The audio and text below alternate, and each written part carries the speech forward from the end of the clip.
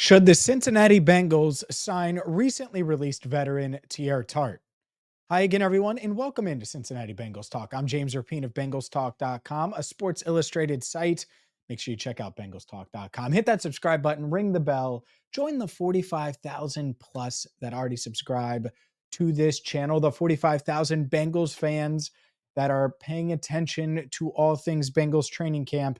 And one of the big storylines of camp is how McKinley Jackson, how Chris Jenkins, how this new look defensive line room, specifically on the interior, is going to look without DJ Reader. How they're going to look without a Josh Tupou, who's been here in Cincinnati for quite some time up until this offseason. So the reality is the nose tackle spot is concerning. We saw it the other night against Tampa Bay when they kind of asked Chris Jenkins to man that role. Now, in their defense, didn't have Sheldon Rankins, didn't have BJ Hill, but outside of McKinley Jackson, and you look across the roster and they have added some guys like Travis Bell may fit the mold of what they're looking for there at nose tackle, may be a guy that they feel like they can depend on. He looked all right, but Teair Tart is suddenly available.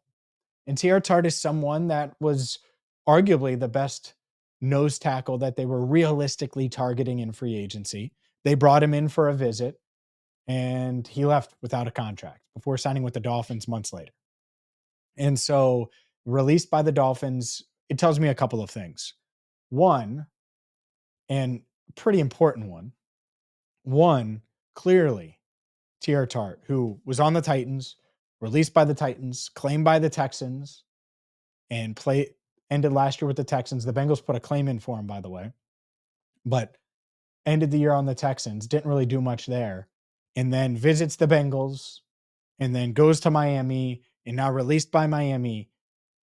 Clearly, he might not be the easiest guy to get along with, or there's some character stuff, or however you want to phrase that. But there's a reason that he's been on the Titans, Texans, Dolphins, had a visit with the Bengals. And I think the Bengals, like I said, had every intention, if things went well, of potentially signing him, and it didn't happen. There are character questions about Teair Tart, and I think that's fair to say.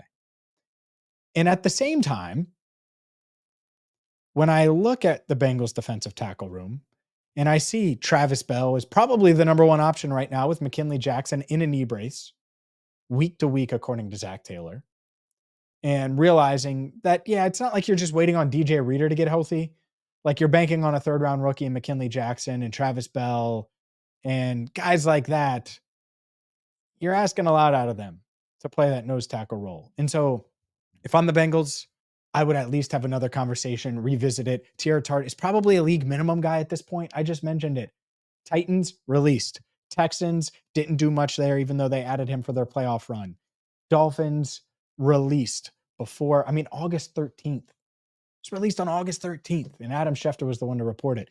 So to me, you can look and you could say, all right, well, he had 24 tackles last year, whatever. This is a 300 plus pound nose tackle that has performed well, that would fit with what you have with BJ Hill, would fit what you have with Sheldon Rankins, and could give you some snaps. Now, maybe the character stuff is too much to overcome, and they say no, like they did in March when they brought him in for a visit. Maybe. But if you think about it now, and you're this close to the season, and now he's available, if you're the Bengals, you're at least having a discussion. It might be a short discussion. It might be quick. We're not going down that road. It might be. Or it might be, you know what? This is probably something we should have got done in March. We have cap space. Let's get it done now. It's not going to cost a lot. We'll give him a $1.5 million contract with some incentives to get him to 2.5. Might get it done. And if it does get it done, the Bengals defense feels a lot more complete, I would say, than it did, let's say a week ago, 2 weeks ago, because Teair Tart is a proven nose tackle in the NFL. Make sure that you go to Rivertown Inquiry right now. Maybe you like this Cincy hoodie. I get asked about this hoodie all the time. Rivertown Inquiry is the place to go. RivertownInquiry.com. They have two locations, one in Oakley, one in Finley Market, downtown Cincinnati. And so the Bengals announcing their stripe the jungle game, and they're going to wear the orange pants, and I'm sure we'll react to it at some point on Enter the Jungle, not on tonight's show. We got Daxel one-on-one on tonight's show.